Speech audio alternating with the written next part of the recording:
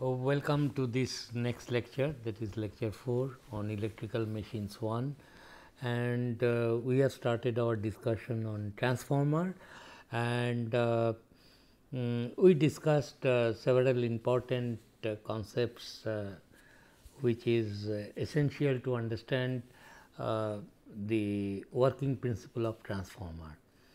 For example, in our last class I told several important things. One is that suppose there are now two coils and we are discussing about ideal transformer.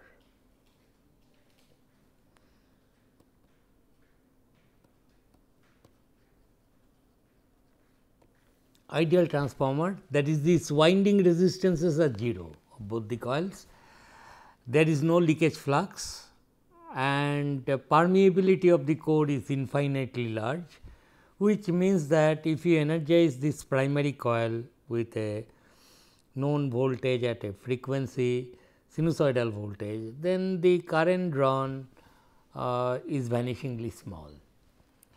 And if that be the case, then there will be phi t, peak value of this phi t is phi max, and this phi being time varying also links this coil and you have induced voltage. Then I told you about the dot marking, these are called dot marking, how to find out the dot markings by applying Lenge's law. So that everything is now in place. One should not be thinking this way, that way. Apply a given voltage at a frequency, RMS voltage of the induced voltage and its polarity with respect to this plus minus, all things are now drawn, polarities, instantaneous polarity plus minus. Then the secondary instantaneous polarity is also this one, and V 1 and E 1 will be same, there is nothing in between. Similarly, V 2 and E 2 will be same, and also we noted that E 2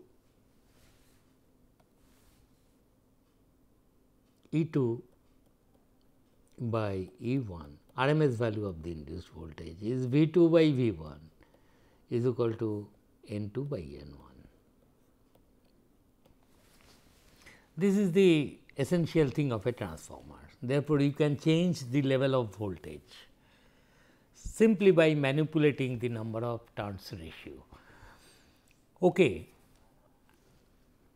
Now, this is the thing, and then in my last class I told you how to draw phasor diagram.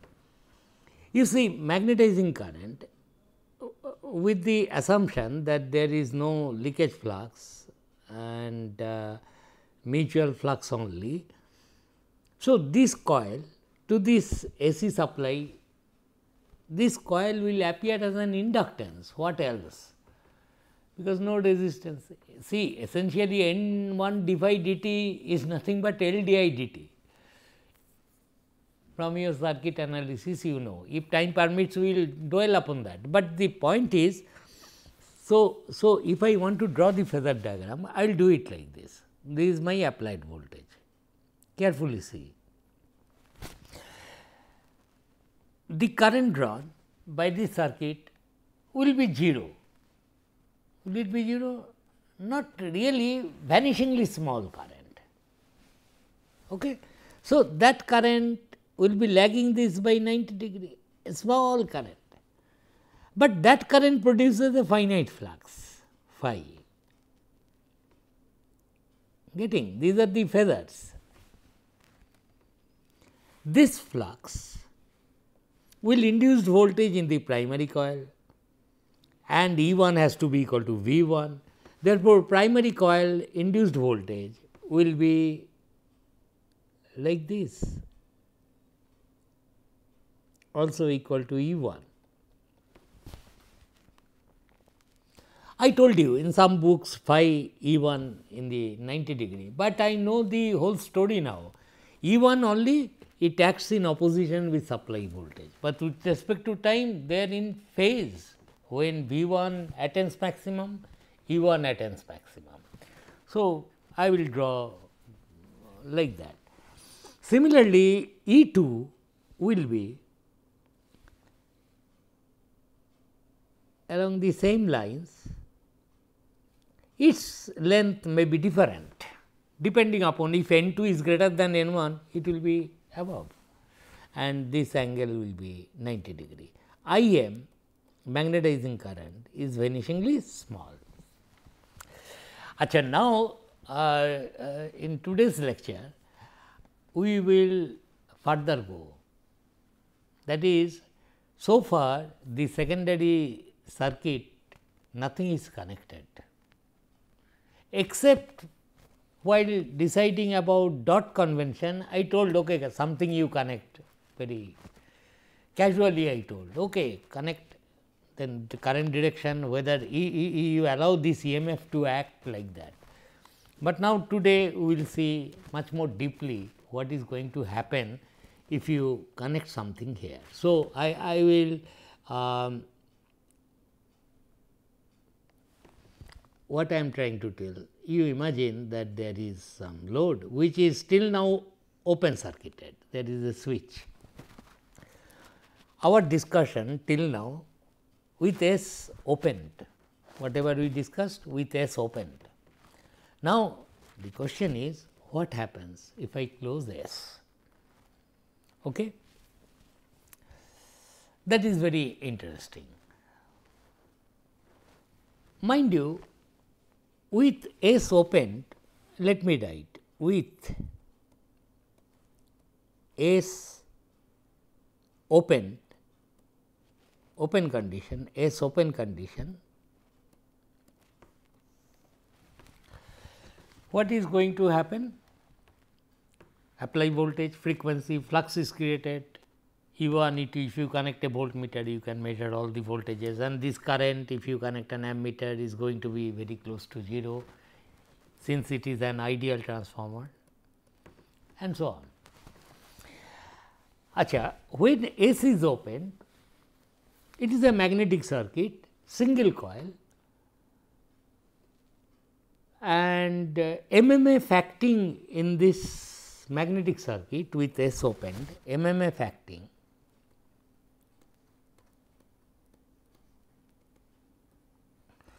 is equal to N1 into this Im magnetizing current, which is very close to 0, no doubt.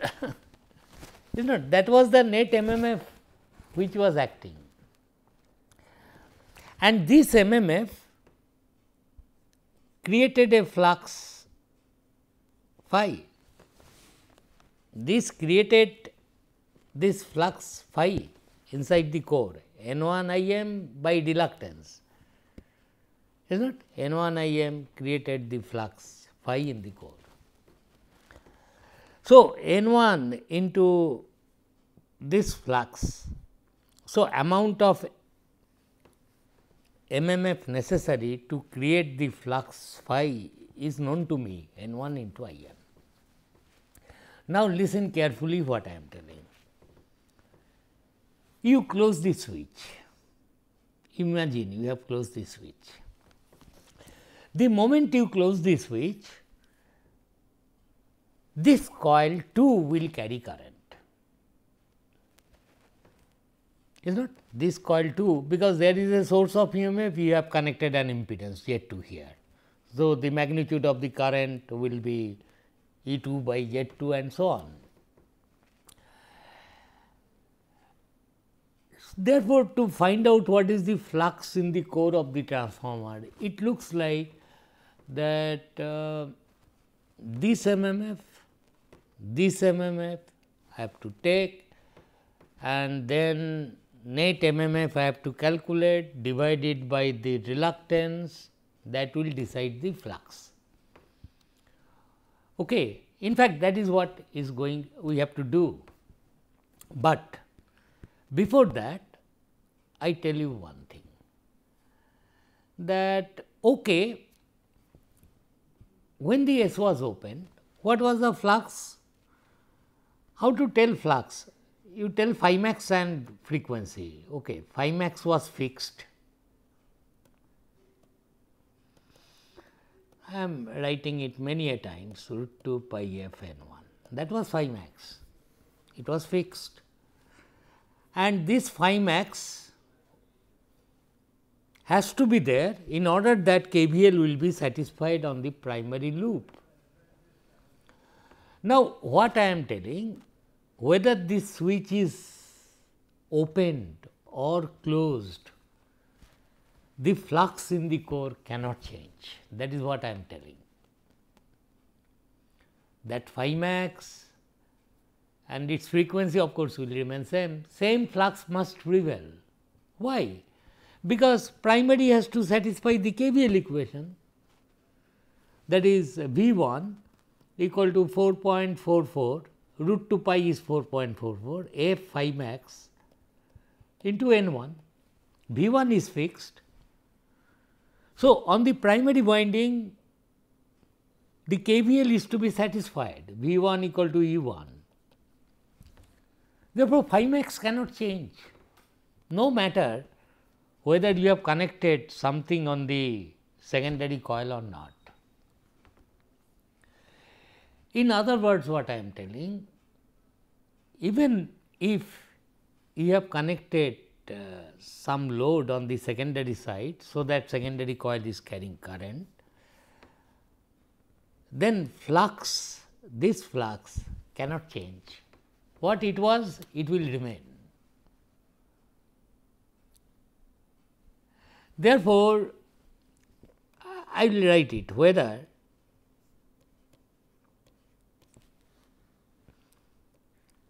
S is opened or closed,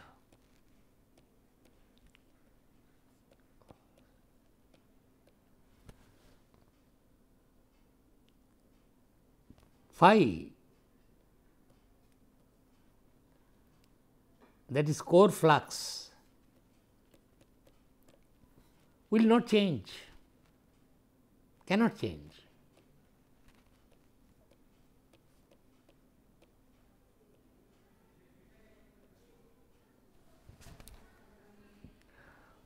If earlier it was phi max some sin omega t, it will be still phi max sin omega t. S is opened or closed, it does not matter. But then we are slightly perplexed. Second coil is carrying current, primary was initially carrying a very small current. Acha, now I will tell you that way you better you think. Okay. If flux remains same and these two coils are carrying current now, so what will be the net MMF necessary to create that original flux?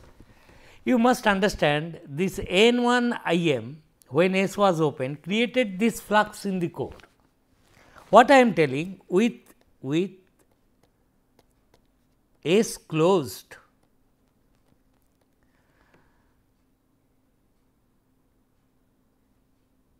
when both coils carry current,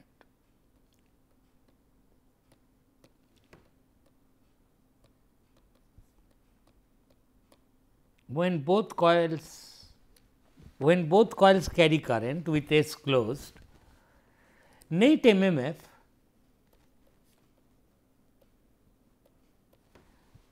must be once again N1 into IM, because N1 into IM created this original flux, and I am telling with S closed or opened, flux remains same, it cannot change. Why it cannot change? Because this flux will make the KVL equation valid on the primary side.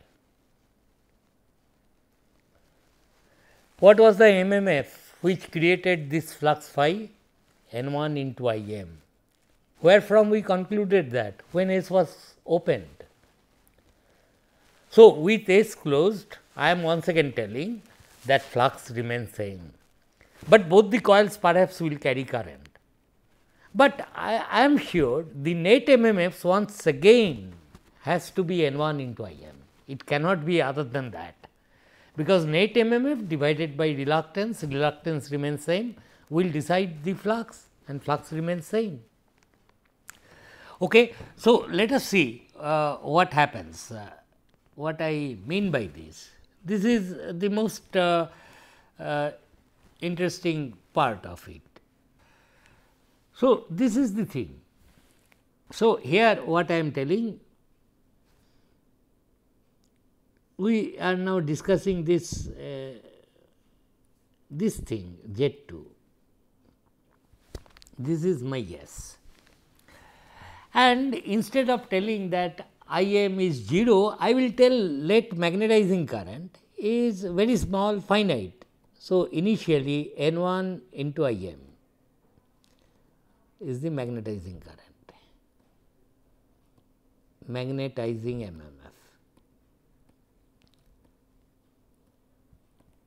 with S open.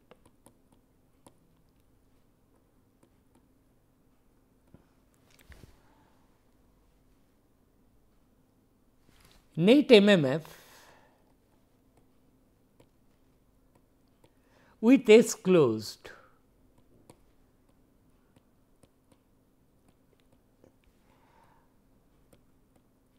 must be also N 1 into I m when both the coils carry current.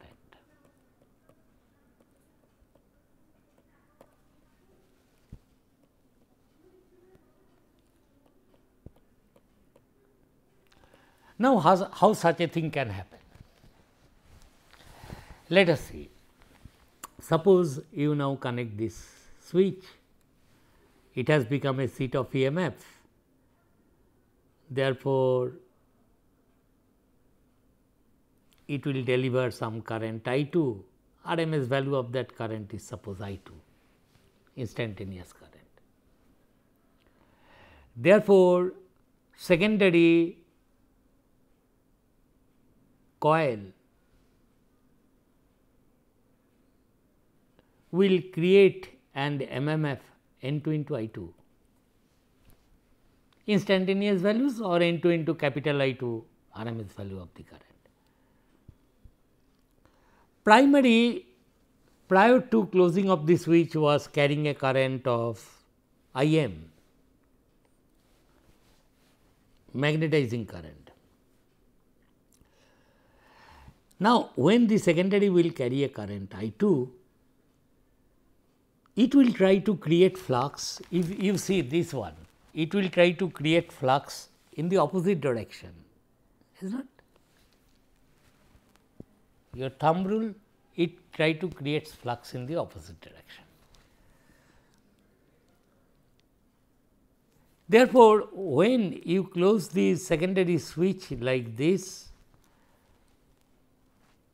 your primary cannot be a idle spectator, mere spectator to this event that you are doing this. What it will do immediately, the moment you try to draw some current through the dot of the secondary of the transformer, it will draw additional current, say I 2 dashed, of such magnitude that N 1 into I 2 dashed is equal to N 2 into I 2.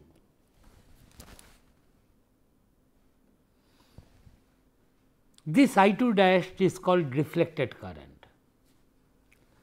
Therefore, I want to draw current from the secondary of the transformer. I know then it has produced an MMF N 2 I 2, which is acting in the anticlockwise direction, it tries to create flux. But I am telling the moment you do that, primary draws extra current. So, what is the primary MMF? N 1 into that original magnetizing current plus I 2 dashed. This will be the total MMF, that is equal to N 1 I m, which acts to create flux in this direction, plus N 1 I 2 dashed. From the dot current is coming out, it also creates flux in this direction, clockwise direction flux. And on this magnetic circuit, apart from these two MMFs, a third fellow occurs, which is N 2 I 2, or I will write plus, create this way. Therefore, in the earlier case when S was opened, net MMF acting in the magnetic circuit was N 1 I m.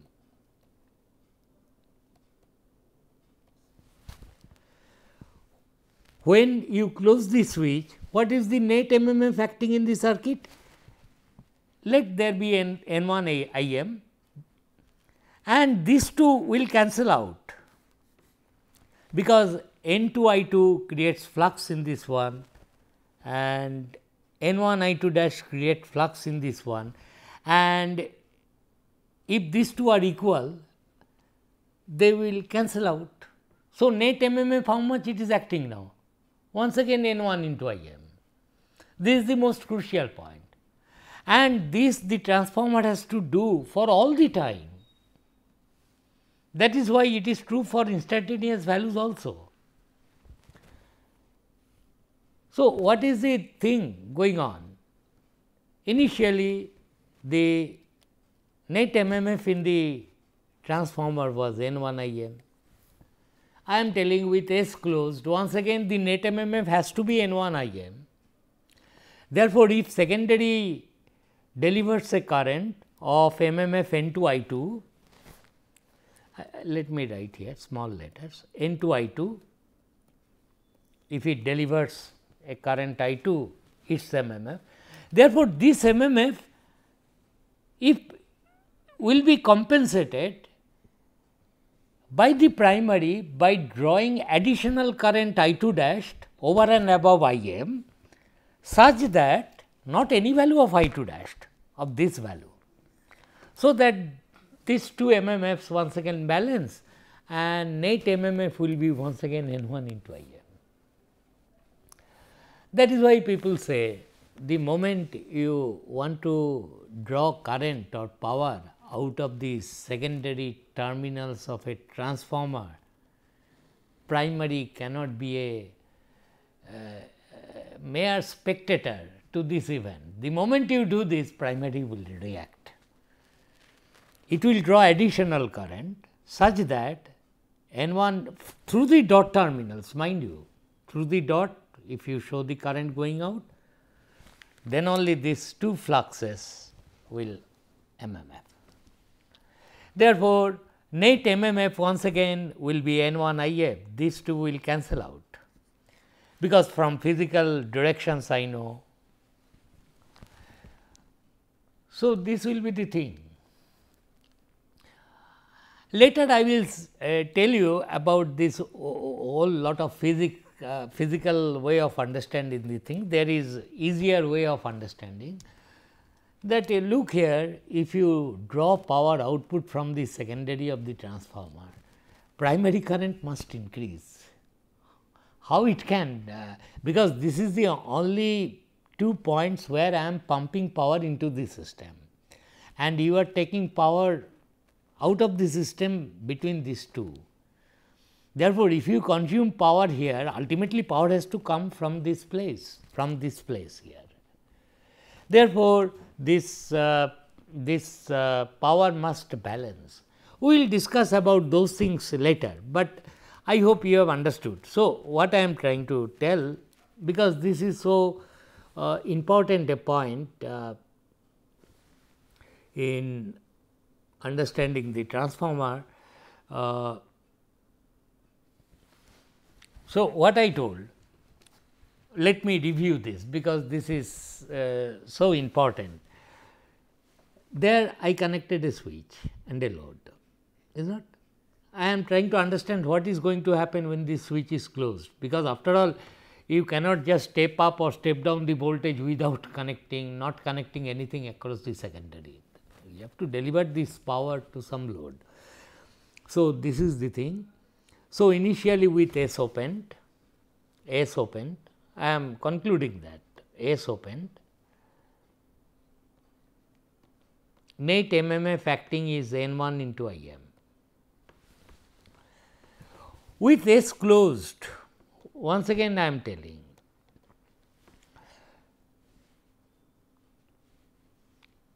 in this case this was also net MMF, secondary current was 0. So, net MMF was this. With S closed, net MMF N1 into IM must be net MMF. Why?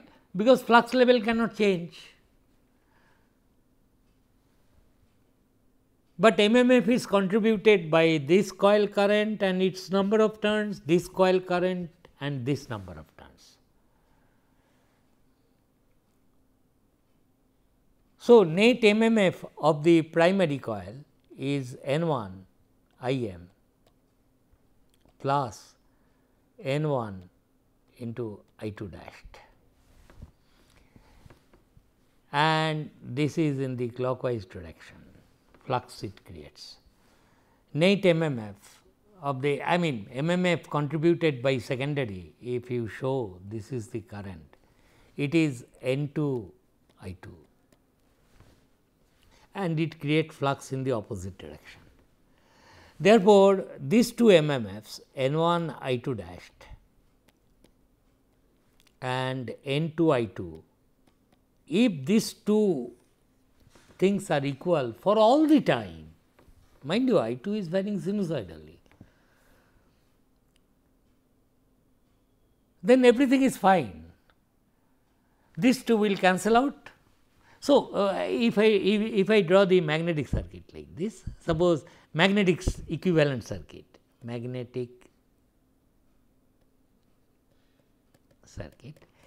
it will be, there are two MMFs plus minus N1 IM and here also plus minus N1 I2 dashed. Here is the reluctance of the magnetic circuit and here is another MMF acting in the opposite direction. What is that? N2 I2 and this is I2 dashed. What is the net MMF acting? N1 IM plus N1 I2 dashed minus N2 I2 divided by reluctance. So, net MMF is N1 IM plus N1 I2 dashed minus N2 I2.